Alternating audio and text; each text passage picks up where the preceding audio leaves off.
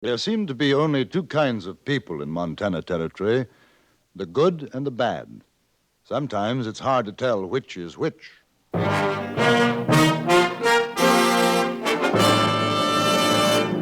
Frontier Gentlemen.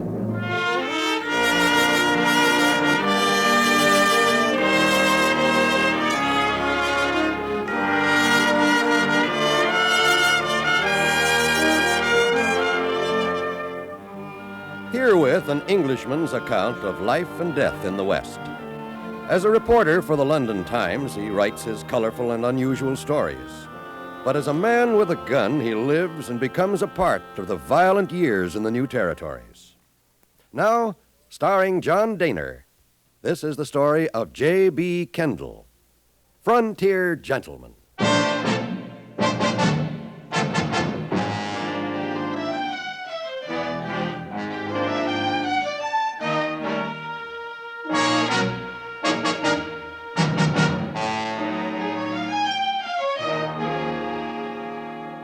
I was on my way back to Fort Benton on the Missouri River when I reached Helena.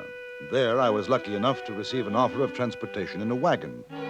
So I sold my horse, and we set out on the Mullen Road.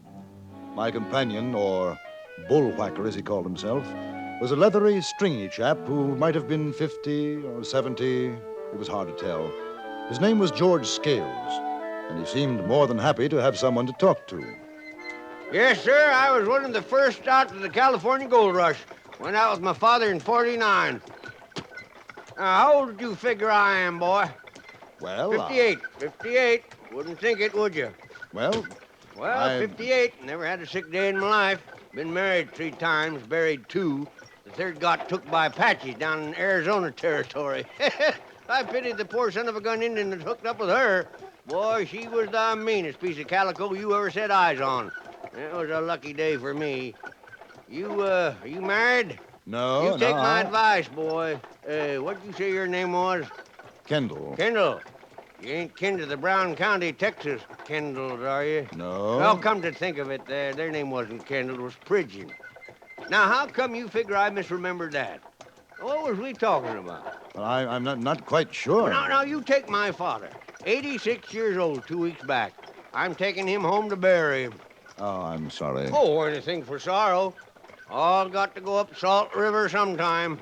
Old Buzzard's been out in California better than 30 years. That ain't no place for a man to sack his saddle, so last trip out I said, Pa, I got to take you back to Kentucky, because when you bite the dust, it ain't fit to do it in this here place. That's what I said. I see. Well, we got us a place in Kentucky. Figure he ought to rest comfortable there. Oh, did he die on the way from California? If he did, it's since you got on back in Helena. No, the old buzzard ain't dead yet. He's asleep in the wagon. Oh. Eats and sleeps. Ain't much else to do, I guess. Old buzzard, deaf as a post. When he wakes up, you just say hello, smile at him, and he'll think that's just fine, just fine. Oh, you want a chaw? No, thank you. You don't talk much, do you?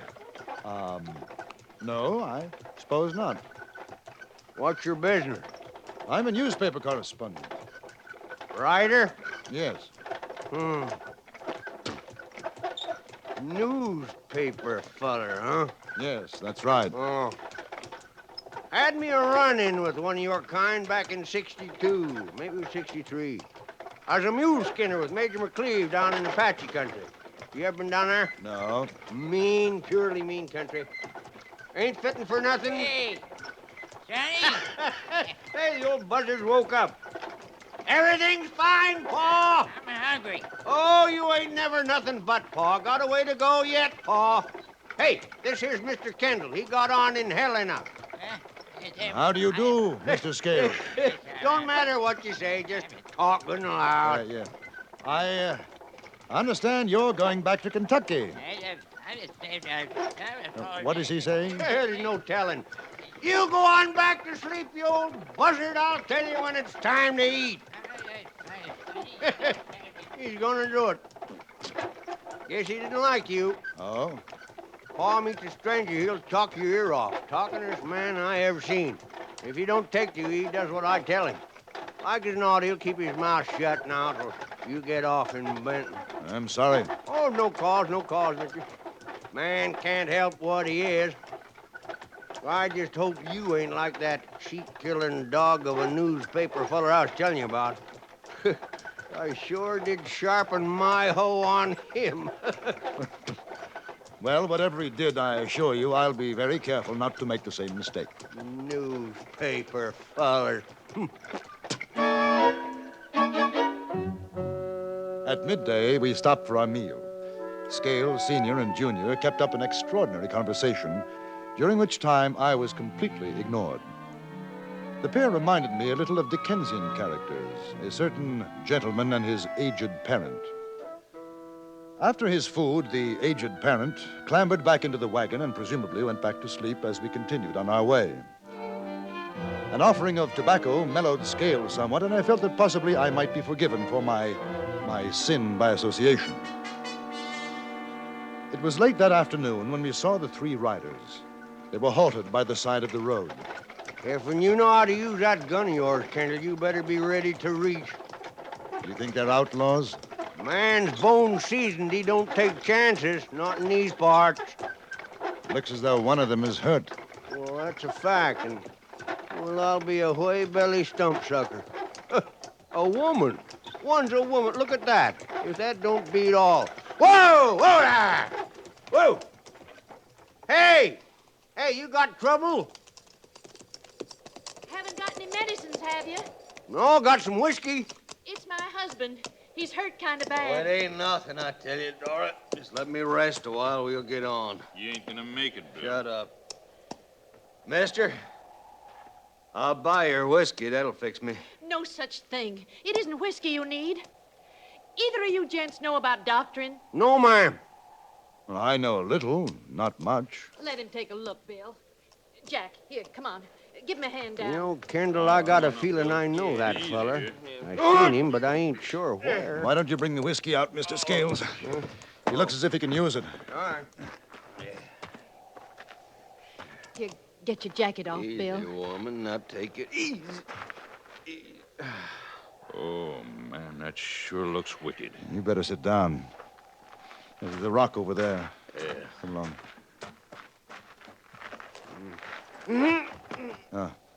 When did it happen? 3 days ago. Did you get the bullet out? No. I'm all right, I tell you. Just let me rest. You're not all right. That's gangrene, the shoulder and arm. There's a doctor in Helena. It won't take you more than 3 hours to get there. We ain't going to Helena, mister. We're going to Fort Benton. But that's over 100 miles. You've already got a fever. If I were you, I'd... You ain't me. Oh, Bill, he's right. Now, please, let's go back. No. I think I could remove the bullet, but that won't help. You ain't no doctor. Hey, pour some of this panther juice in your gizzard. Cure everything from the rattles to... No, ain't gonna cure that. Give me the bottle. Take a good big slug, Bill. Hey, don't I know him someplace? Not likely to, mister. I ain't never forgot a face. I swear I seen his. Mind if I ask your name? I'm obliged for your whiskey. Now, we'll be moving on. Oh, Bill, what good is it going to be? You're sick. You can't ride all that way. I do like he says. Dora, Let's you go. heard what I said. Come on. Now. Oh, Bill! He'd fainted. We carried him to the wagon, put him inside. The aged parent woke up, smiled pleasantly at the newcomers, and watched with interest as the wife and the one called Jack did what they could to make the wounded man comfortable. I felt a tug at my sleeve. Scales drew me away from the wagon. I know him, I remember. I know who he is. I'll never forget a man's face. Only difference now, he ain't got that mustache he used to wear. The Powder River Kid, Bill Logan, that's who. Oh, ain't you got no savvy? The Powder River Kid. He's wanted in more territories than even the James boys. Well, I've seen the posters. There's $2,000 reward for him, dead or alive. Well, what do you say?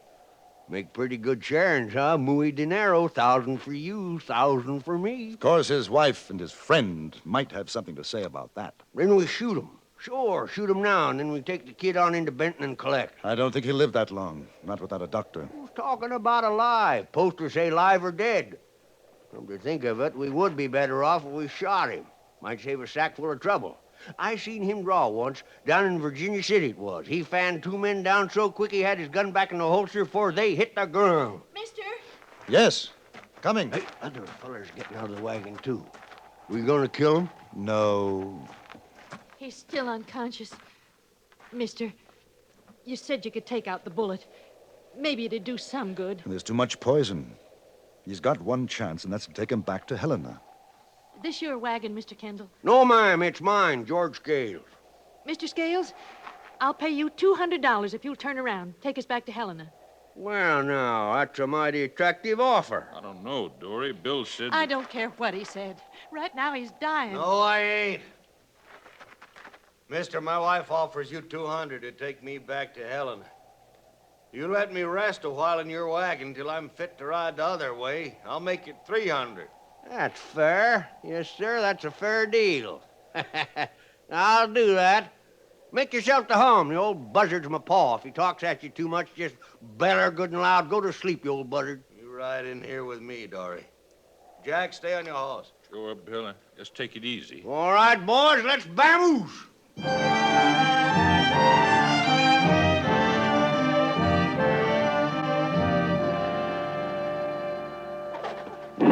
Yeah, be getting some rain by and by.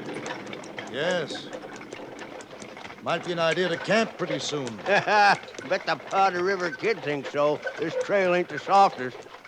Hey, how long you figure till he hangs up his hat? I don't know, but I wouldn't worry about it. I ain't worrying, but I've been doing some thinking.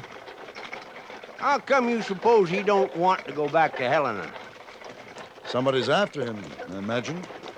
That's my guess. And if somebody's a U.S. Marshal and that marshal finds him before the kid dies, you figure maybe we'll have to cut another share on the reward? A fine legal point. Well, I ain't gonna worry. Dark coming on. There's a likely looking clearing up the road. Yeah, I got to feed the old buzzard. Hiya! Hiya! Yep! Fire!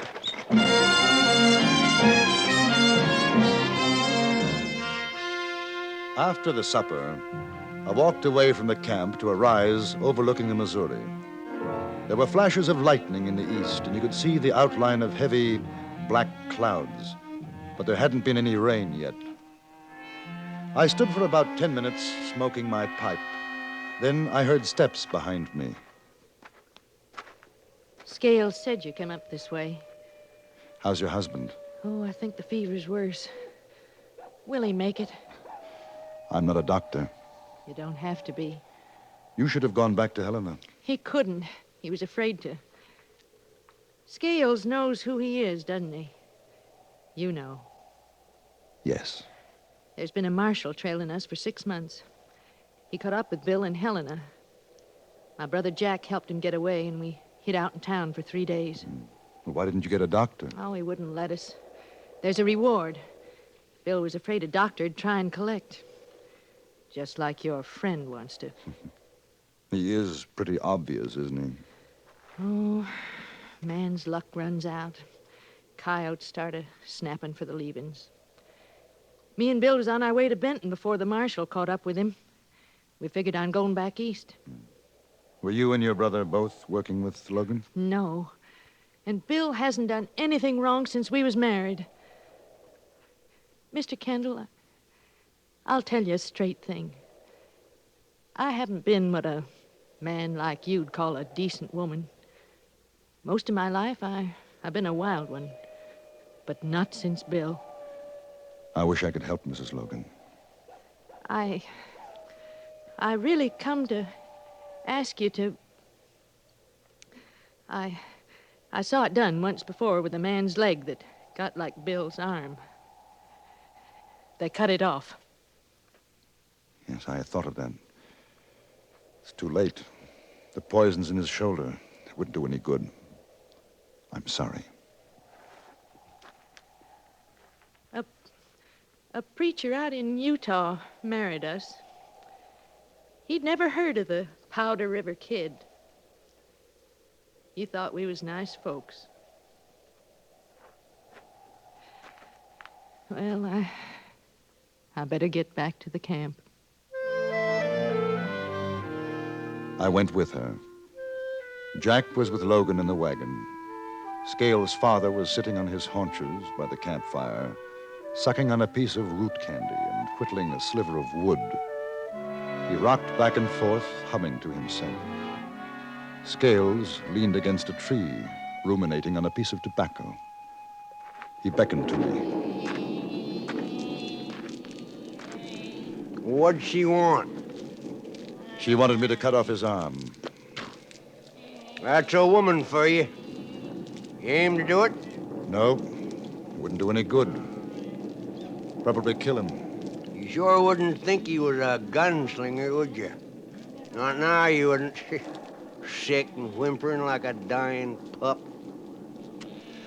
You think we could go on tonight? Not on this trail. With the rains coming, no, sir. Besides, the old buzzard don't like traveling in the dark. Yeah, I hope he don't keep that up all night. None of us will get any shut-eye. Now lie back. Lie back, honey. It'll be better. Anything I can do, Jack? Now, Bill, it's all No, he's sick to the head right now. Don't even know Dory. Honey, don't.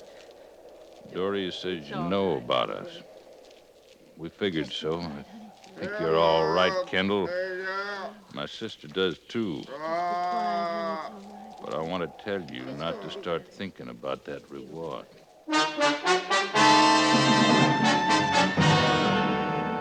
A few minutes later, it began to rain and continued intermittently all through the night. But the dawn was clear and bright. It took the combined efforts of oxen, horses, and men to take the wagon back onto the trail. The wheels had sunk nearly hub-deep in mud. But as the sun rose, we were on our way northward again. Bill Logan was no longer delirious, but in the grayness of his face, I knew that he didn't have long to live. It was during the early afternoon that his wife called out to me. Mr. Kendall, Yes, will you come back a minute? all right. Maybe he's dead, huh? Maybe. He wants to talk to you. Sorry, go on up with that bullwhacker. What I got to say is private. Make him stay quiet. Come on over closer, will you? Is the old man asleep? Yes. Now listen, I'm finished. I ain't a doctor, nothing gonna help me now. I feel it. Now, I never asked a favor. No man in my life. I'm asking one now. What is it? There's a reward for me. It ain't much, only 2,000, but it means something for Dory. I ain't gonna pay no reward for a man that's died natural-like. Or if they do like us not, go to that Marshall fella for starting me off. I want you to fix it so Dory can get it. Well, how? You fill me full of lead. Shoot you? Yeah, shoot me. No. I trust you. You see, I trust you to give the money to Dory. Oh, you're out of your head. No, mister. I ain't last night, but not now. It's the best I can do for her. She's a good woman. Now let me give her something so she don't have to go back to what she was. I can't kill you. You got a right to. Look, I'm wanted, Kendall. I've done more killings than I can remember. It ain't a wrong thing for you to do. You could say I was trying to escape. No, I can't. If not draw on you. It doesn't make any difference. We both know you wouldn't shoot. I'm sorry.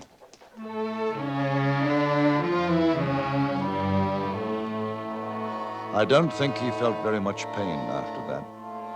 He just drank Scales' whiskey and talked quietly to his wife. He died just before the sun went down. Well, I guess he's dead now. I think so. You figure she'll want to take him into Benton or bury him out here? I don't know. Sure does seem a shame and a sin to see that reward go up in smoke. Perhaps it doesn't have to. How do you mean? How come? I could ride back to Helena. Wouldn't take more than a few hours. What good did that do? Well, I'd take him back with me. Yeah? All you have to do is to see that they don't try to stop me. Listen, boy, for $1,000, nobody's going to stop you. The old buzzard's still spry enough to hold a gun. I just have to tell him who to point it at is all. Hey, how do I know you come back? Well, I imagine you'll just have to take my word for it. Ain't never trusted a newspaper feller yet, but I guess there ain't no choice. I give you my word of honor. I'll come back. All right.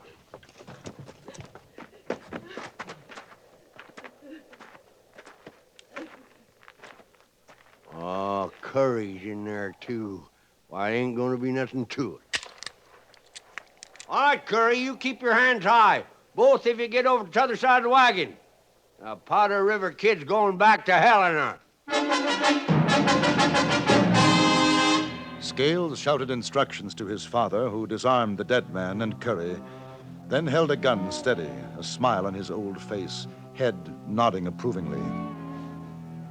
I took Logan's body out of the wagon and tied it onto a horse.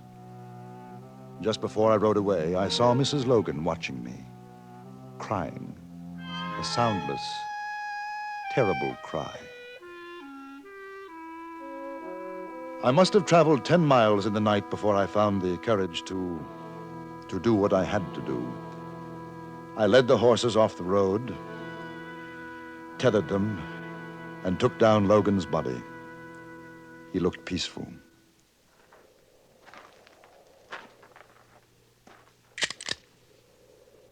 Forgive me, Logan.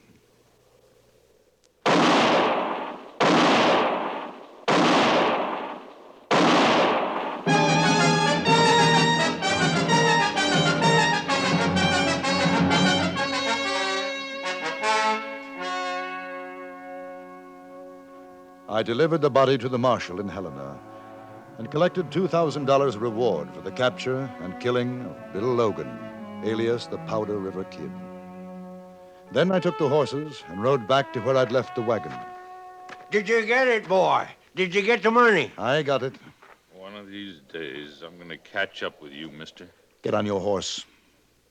You too, Mrs. Logan. Go on. One of these days.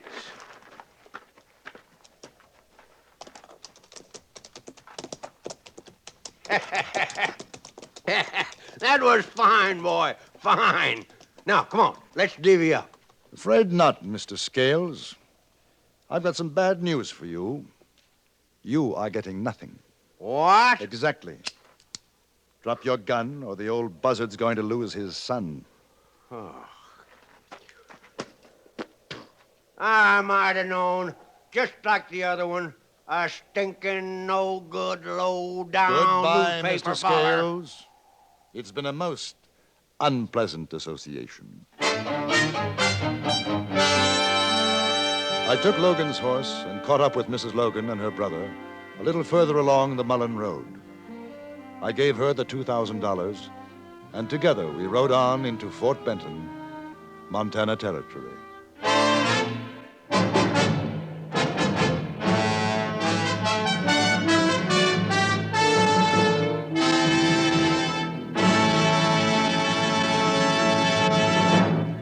Frontier Gentleman was written, produced, and directed by Anthony Ellis and stars John Daner as J.B. Kendall. Featured in the cast were Joe Kearns, Paula Winslow, Larry Dobkin, Barney Phillips, and Robert Roudier.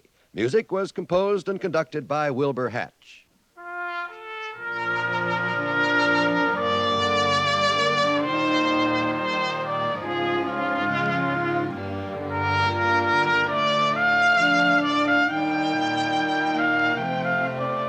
Join us again next week for another report from the Frontier Gentleman.